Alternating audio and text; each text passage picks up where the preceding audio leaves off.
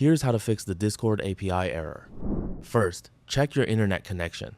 Switch between Wi-Fi and mobile data, or connect to a different network to see if the issue is related to your current connection. If you're using a VPN or proxy, disable it and try again.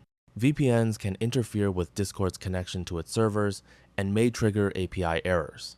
Next, check Discord's server status. If Discord is experiencing an outage or maintenance, you'll need to wait until the service is restored before the error disappears.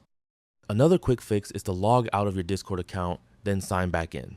This refreshes your account session and can resolve temporary authentication or connection issues. If the error still persists, uninstall Discord completely, then download and install the latest version of the app. Reinstalling replaces any corrupted files that may be causing the problem. After installation, sign back into your account and check if the API error has been resolved. That's all for this video. Thanks.